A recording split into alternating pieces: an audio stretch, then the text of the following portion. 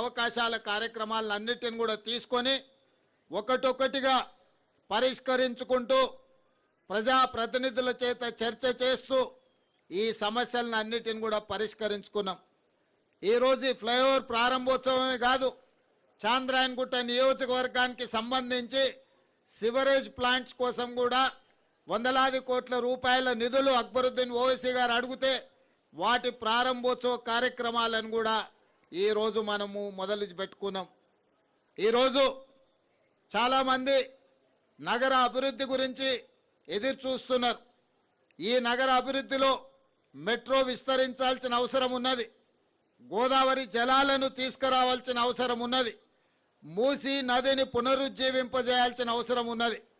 ఆనాడు నిజాం సర్కార్ 1908లో వరదలు వచ్చినప్పుడు హైదరాబాదు నగరంలో వేలాది మంది చనిపోయినప్పుడు ఆ రోజు మోక్షగుండం విశ్వేశ్వరయ్యను ఒక ఆర్కిటెక్ట్గా ఇంజనీర్గా నియమించి ఉస్మాన్ సాగర్ హిమాయత్ సాగర్ను నిర్మించడమే కాకుండా వకారాబాద్ నుంచి వచ్చే మూసా ఈసా నదుల యొక్క వరదల్ని నియంత్రించి హైదరాబాద్ నగరానికి తాగునీటి సమస్యను పరిష్కరించడమే కాకుండా ఈ హైదరాబాద్ సిటీని లేక్ సిటీగా, లేక్స్ అండ్ రాక్ సిటీగా ప్రపంచంలోనే ఒక గొప్ప పేరు నిజాం సర్కార్ ఆనాడు హైదరాబాద్ నగరానికి తీసుకొచ్చిండు। ఇవాళ ఆనాడు నిజాం చేసిన అభివృద్ధిని పరిరక్షించుకుంటే ప్రపంచ చిత్రపటంలో హైదరాబాదు నగరంతో పోటీ పడే నగరమే లేదు। కానీ కాలక్రమేణా కబ్జాదారులు లేదా ఆక్రమించుకోవడం వల్ల హైదరాబాదు నగరం యొక్క సుందరీకరణ దెబ్బతింటున్నది। ఈరోజు హైదరాబాదు నగరంలో చిన్న వర్షం వచ్చినా వరదలు వస్తున్నాయి, ట్రాఫిక్ జామ్లు అవుతున్నాయి। వీటన్నిటిని కూడా పరిష్కరించుకోవాలన్న ఆలోచనతోనే ఈరోజు మన ప్రభుత్వం ముందుకు వెళ్తుంది। भाई बहनों, जो मंच पे बैठे हुए हमारे एमआईएम पार्टी के अध्यक्ष असदुद्दीन ओवैसी साहब, हमारे बचपन के दोस्त, आप लोगों को कितना पता है या नहीं मुझे पता नहीं, 35 साल पहले जब हिमायत नगर में हम अकबरुद्दीन साहब ने जब कॉलेज को जाते वक्त हम लोग सब मिलते थे, मेरा बचपन का दोस्त थे उन्होंने। आज सलार साहब ने जो वादा किया था आप लोगों से जोड़कर ये शहर तरक्की करने के लिए सलार साहब ने जो कोशिश किया, उनके वादों पे आज असदुद्दीन ओवैसी साहब, अकबरुद्दीन ओवैसी साहब ये हैदराबाद तरक्की के लिए जितना मेहनत कर रहा है, पूरा दिल लगा के हैदराबाद शहर को आगे ले जाने के लिए कोशिश कर रहा है। उस दिन उर्दूहल गली में हिमायत नगर में हम घूमते थे, तब हम नहीं सोचे वो एमआईएम का एमएलए फ्लोर लीडर बनने वाले हैं, हम तेलंगाना के मुख्यमंत्री बनने का। मगर आज के तारीख में उनको बैरिस्टर असदुद्दीन ओवैसी साहब को मुझे ये हैदराबाद शहर को बचाने का, ये हैदराबाद शहर को आगे ले जाने का जिम्मेदारी मिले। आज राजनीति कुछ नहीं, चुनाव हो गए, राजनीति खत्म हो गए। आज हैदराबाद तरक्की के लिए हम लोग दोनों मिलकर एमआईएम पार्टी के साथ कांग्रेस पार्टी जोड़कर हैदराबाद शहर को तरक्की करने के लिए हम लोग कोशिश करेंगे। जिस दिन चुनाव आएंगे उस दिन हम लोग राजनीति करेंगे, मगर एक बार चुनाव खत्म होने के बाद कब सोचे नहीं। आज मैं एक बात जिम्मेदारी से कहना चाहता हूं। आज सवेरे 12 बजे मेरा बात हुई नरेंद्र मोदी जी से। चरलपल्ली टर्मिनल स्टेशन का इनाग्रेशन था, जो में प्रधानमंत्री जी आए थे, तो मैं प्रधानमंत्री जी से गुजारिश किए, हमारा मेट्रो रेल जिस दिन कांग्रेस सरकार ने बनाया, हिंदुस्तान में दूसरे मेट्रो रेल था, मगर तेलंगाना बनने के बाद 10 साल पिछले सरकार ने कुछ कोशिश नहीं किए। आज 9th प्लेस में हम लोग आ गए। छोटे छोटे शहर भी हैदराबाद मेट्रो से भी बड़ा हो गए। मैं वो बात याद दिलाया मोदी जी को। मोदी जी आप प्रधानमंत्री बनकर 11 साल हो गए, मगर हमारे हैदराबाद में 1 किलोमीटर का भी मेट्रो रेल नहीं बनाया, जो खासकर गौलीगुड़ा, फलकनामा, चंद्रायन गुट्टा तक 7.5 किलोमीटर जो मेट्रो का था, एक कदम भी, एक ईंट भी नहीं लगाया।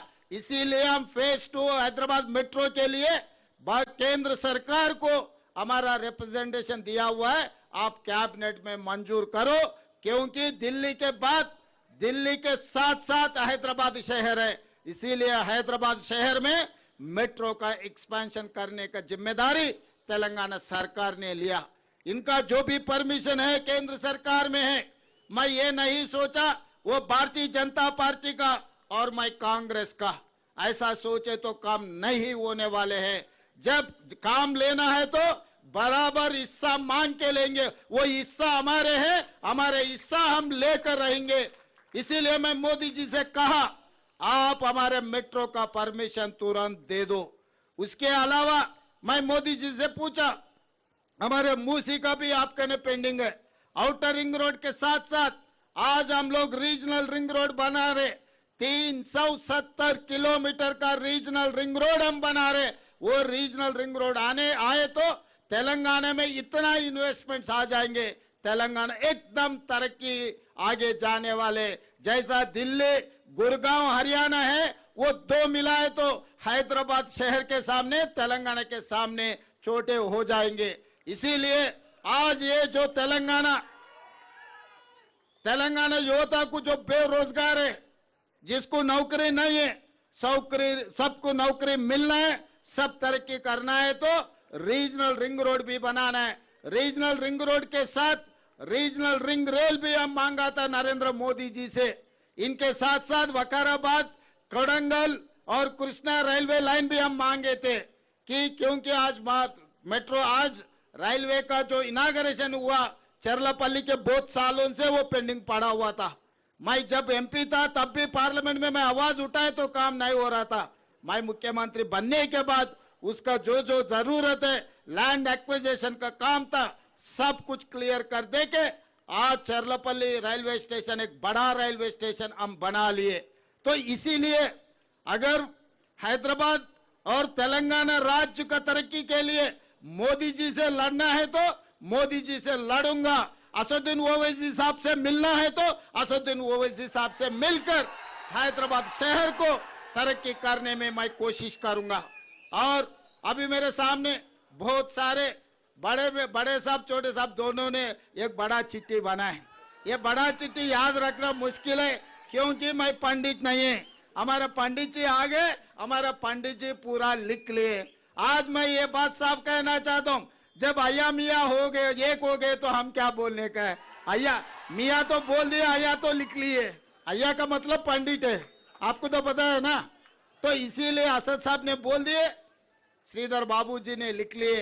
जो भी हैदराबाद शहर के लिए जो पूरा चिट्ठी बनाया, आने वाले दिनों में, कुछ दिनों में 11 या 12 तारीख पूरा एमआईएम एमएलए एमपीज को सबको सेक्रेटेरिएट में मैं बुलाऊंगा, सब ऑफिसरों को बुलाऊंगा, क्योंकि आज यहाँ पर खाली म्युनिसिपल कॉर्पोरेशन के अधिकारी है, चीफ सेक्रेटरी, रेवेन्यू डिपार्टमेंट के अधिकारी लोग नहीं है।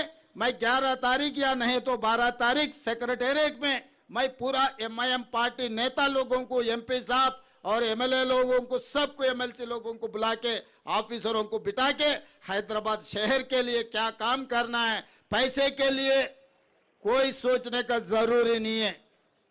वो ये ओल्ड सिटी, बार बार अपने लोग कह रहे ओल्ड सिटी, भाई ये ओल्ड सिटी नहीं है, ये ओरिजिनल सिटी है। इससे पहले मैं चंद्रायन गुट्टा में यही बात कहा, ये पूरा तेलंगाना में जो शहर है, जो सिटी है, जो ओरिजिनल सिटी है, वो सिटी है हैदराबाद सिटी। ये हैदराबाद सिटी के लिए, ये ओरिजिनल सिटी के लिए अगर पैसे कम पड़ा तो तेलंगाना सरकार रहने का भी कोई कामयाबी नहीं है, कोई काबिल नहीं है। इसीलिए जो हमारे सरकार में मैं आते ही रोड वाइडनिंग के लिए पैसे दिए, मेट्रो रेल के लिए पैसे दिए, फ्लाईओवर्स के लिए पैसे दिए, सीवरेज ट्रीटमेंट प्लांट बनाने के लिए पैसे दिए। आज मिरालम टैंक में एक अच्छा केबल ब्रिज बनाने के लिए दुर्गम चरू में आप उधर जाके देखना पड़ रहा है। 2 साल के बाद लोग इधर आएंगे, मिरालम टैंकी के ऊपर केबल ब्रिज देखने के लिए पूरा तेलंगाना से कोने कोने से लोग आएंगे। यहाँ ये जू पार्क के साथ साथ निरालम टांकी में केबल ब्रिज देखने के लिए लोग इधर हाजिर हो जाएंगे। तो इसीलिए अंडरग्राउंड ड्रेनेज के लिए, पीने के पानी के लिए, वैसे ही जो चार मीनार पेडेस्ट्रियल के जो प्रोजेक्ट है अकबर साहब ने कहा, वो प्रोजेक्ट के लिए जो भी आप कह दिए, हर चीज के लिए पैसे तैयार है। काम करवा लेने का जिम्मेदारी आप लोगों का है, क्योंकि पूरा तेलंगाना में इधर उधर घूमने में मैं कभी अगर इधर नहीं देखे तो आप लोगों का जिम्मेदारी है। आप काम करवा लो, पैसे देने का जिम्मेदारी मेरा है, क्योंकि ये हैदराबाद शहर से मेरा ज्यादा प्यार है। मेरा गांव यहीं से चंद्रायन गुट्टा बारका से निकले तो मेरा गांव आएंगे। बचपन से मैं इधर ही से आ रहा हूं, जा रहा हूं। संतोष नगर से लेकर चंद्रायन गुट्टा तक ओल्ड सिटी में गली गली मुझे पता है। तो ये शहर को जब हम अच्छा करेंगे तभी अपना नाम रोशन हो जाएंगे। बाहर गए तो आप कुछ भी बोलो, कोई पहचानते नहीं, मगर हैदराबाद से आया बोले तो सब कुछ पहचानते। अपने पहचान हैदराबाद है। जब अपने पहचान के लिए पैसे कम पड़ा तो ये सरकार ठीक से काम नहीं किया जैसा हो जाएंगे। इसीलिए इसमें जो भी जरूरत है, हम इंटरनेशनल कंसल्टेंट को अपॉइंट किए इस पूरे कामों के लिए।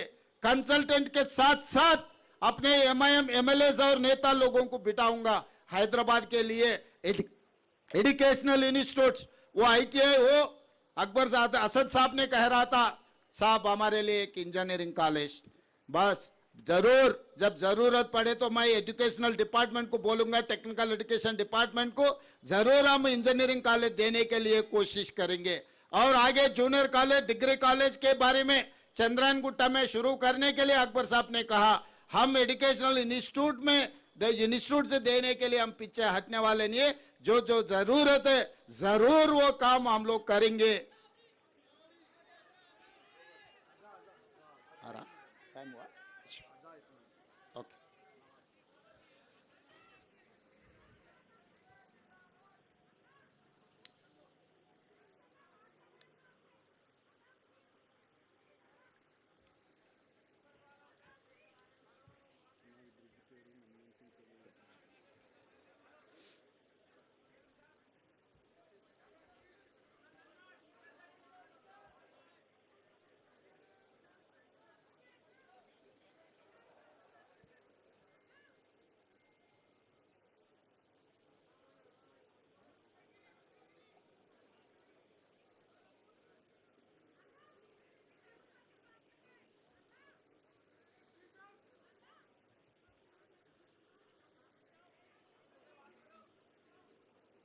बात कर सकते।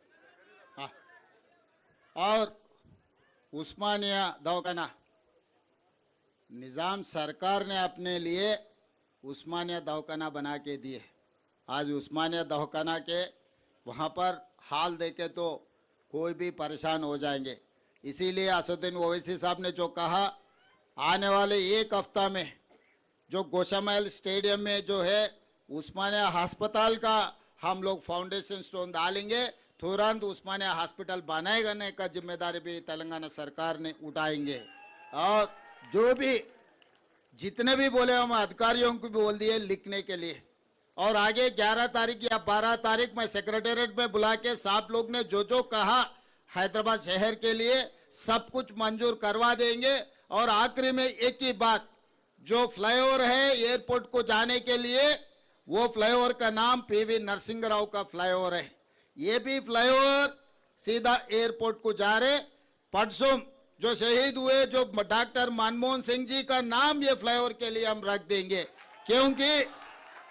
क्योंकि जब पीवी नरसिंह राव जी प्रधानमंत्री थे, डॉक्टर मनमोहन सिंह ने फाइनेंस मिनिस्टर थे। देश के लिए 10 साल प्रधानमंत्री, इतना काम किए मनमोहन सिंह जी, उनका नाम याद